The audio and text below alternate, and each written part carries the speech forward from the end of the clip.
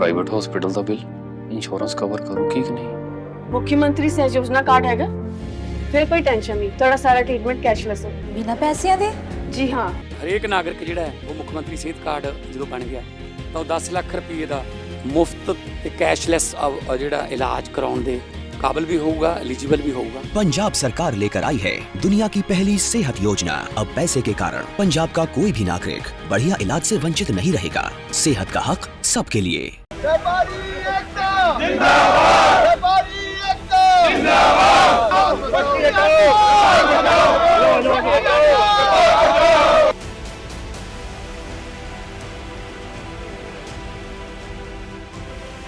दिल्ली के मेन बाजारों में अवैध पटरी के मुद्दे को लेकर मामला जोर पकड़ता जा रहा है। लगातार यहाँ सदर बाजार, चांदनी चौक, खारी बावली के इलाके के जितने भी व्यापारी संघ के लोग हैं वो विरोध प्रदर्शन पे उतरे हुए हैं। इनका कहना है कि इनके व्यापार काफी नुकसान हो रहा है क्योंकि अवैध रेहड़ी पटरी की वजह से इनका कारोबार काफी नुकसान होता है। हमारे साथ व्यापारी लोग हैं आज जिन्होंने सदर बाजार में प्रोटेस्ट किया है और इनसे जानते हैं, बात करते हैं। सर एक बार नाम बताएंगे? श्री भगवान बंसल, दिल्ली हिंदुस्तानी मर्केंटाइल एसोसिएशन का मैं महामंत्री हूँ। आज आप लोगों ने प्रोटेस्ट मार्च निकाला है, क्या रहा है?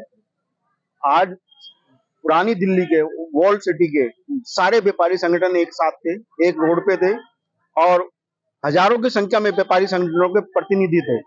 आज तक इतना बड़ा मार्च कभी नहीं निकला और जिस तरीके से व्यापारियों को परेशान करा जा रहा है, वो व्यापारियों की दुकान के आगे पटरी लगा के जिस तरीके से अनऑथराइज रूप से कब्जे करे जा रहे हैं और जो जीएसटी देता नहीं है, इनकम टैक्स देता नहीं है, किसी तरीके का सरकार का टैक्स नहीं देता है और सरकार को कोई भी उससे आय नहीं होती है और जो इनकम टैक्स देता है, जो सारे टैक्स देता है, उस व्यापारी को परेशान करा जा रहा है और व्यापारी इस समय इतना हरास हो चुका है कि जिसका कोई हिसाब नहीं है और सारे व्यापारी संगठन इस तरीके से परेशान है और वो सब जो है इस समय मतलब 27 जनवरी को दिल्ली हिंदुस्तानी मर्केंटाइल एसोसिएशन के सभागार में मीटिंग हुई थी।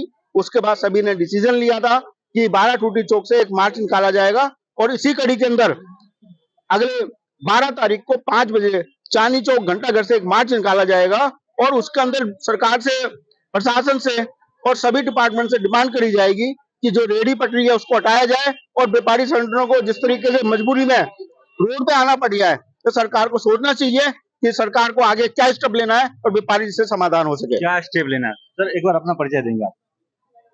जी, आज मीटिंग हुआ है, क्या आप लोग आज धरने प्रदर्शन पैदल मार्च निकाला है, क्या ये हमारी पहली मीटिंग नहीं जी। इससे पहले हिंदुस्तान मर्केंटाइल जो हमारी 125 साल से भी ज्यादा पुरानी संस्था है, उसके अंदर में हमारा ये श्री गणेश हुआ, हमारी मीटिंग वहां हुई।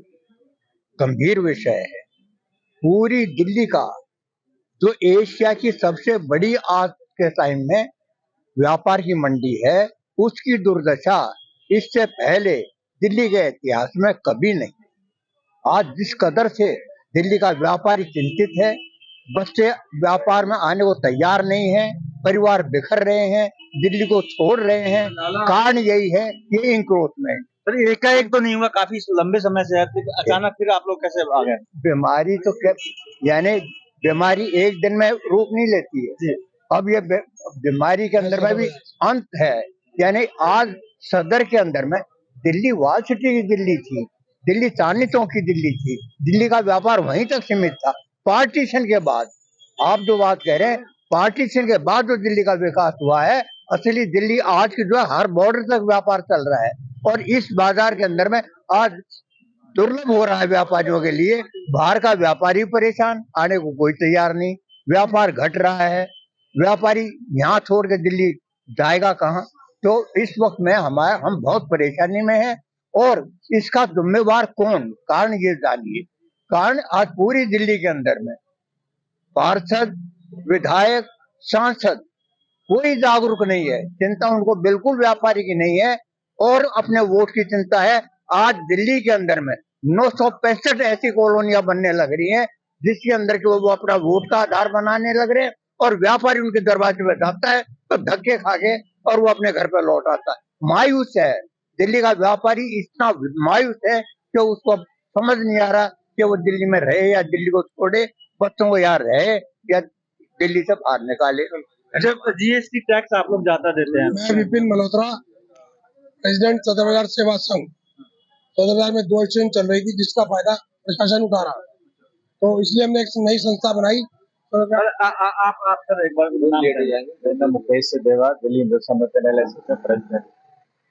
आज आप लोगों ने प्रोटेस्ट किया है, क्या लगता है लगातार प्रोटेस्ट करने से कुछ मामला निकल के आएगा या जज का केस बना हुआ है? जिस ढंग से आज पूरे व्यापारियों ने अपनी एकता का परिचय दिया पूरी वॉल सिटी के एसोसिएशन, मैं समझता हूँ प्रशासन हमारा आज तक सोया हुआ है। आज तक व्यापारी क्या है, हर एसोसिएशन अलग अलग काम करती रही है, सदर बाजार अलग, चांदनी चौक अलग, हौज काजी अलग, सबने अलग अलग प्रदर्शन किए हैं। आज सारी वॉल सिटी के एसोसिएशन सब एकजुट हो गए प्रदर्शन किया, बिल्कुल कामयाब प्रदर्शन है। इससे अच्छा प्रदर्शन मैं समझता आज जागरूक कराने के लिए लोग हम इकट्ठे हुए हैं। आने वाले 12 तारीख को जैसे ही 5 बजे शाम को टाउन हॉल से लाल किले तक फिर प्रदर्शन किया जाएगा, इसी ढंग से पैदल मार्च का शांतिपूर्ण। तो अगर सरकार फिर भी नहीं मानती तो आगे की कार्रवाई फिर दोबारा चलती रहेगी। ये कार्रवाई हम लोगों ने डिसीजन लिया, काम चलता रहेगा। हम चाहेंगे कि प्रशासन हमारी आवाज को सुने। ये रेडी पट्टी जो अनऑथराइज लग रही है, जिससे व्यापार बहुत भारी इफेक्ट हो रहा है। आज मैं समझता हूँ कोई ऐसा व्यापारी नहीं है जिसकी दुकान के आगे व्यापारी पट्टी लगा देता है जिसका व्यापार इफेक्ट नहीं होता।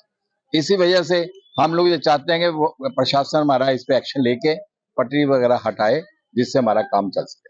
जी, एक बार अपना परिचय देंगे। मैं Ajay Sharma, electrical market Bhagirath palace president. आज आप लोगों ने प्रोटेस्ट किया है जो रेडी पटरी है, अवैध पटरी के खिलाफ। जी, क्या लगता है आगे इसका समाधान निकलेगा? देखो, सबसे पहले तो मैं आपको एक बहुत बड़ी बात क्लियर कर दूं, व्यापारी जो है समाज का सबसे शांति प्रिय तबका है। अगर वो दुकानें छोड़कर 3-3 घंटे 2-2 घंटे प्रदर्शन करने आ रहा है तो इसका मतलब को बहुत बड़ी दिक्कत उनके सामने पेश आ रही है। और वो दिक्कत हमारी रेडी पटरी की, जो कि ना तो सरकार को किसी तरह का कोई टैक्स देती है, ना उनके पास कोई GST नंबर होते हैं। दुकानदार से ज्यादा सेल पटरी वाले कर रहे हैं। लाखों रुपए रोज की सेल करने के बावजूद वो GST नहीं देते। उसके बावजूद दुकानदार को प्रताड़ित किया जाता है। अगर रेडी पटरी इसी प्रकार लगती रही तो दिल्ली से व्यापार उजड़ने में टाइम नहीं लगेगा। आज से 25 साल पहले का व्यापार और आज के व्यापार में बहुत फर्क आ चुका है।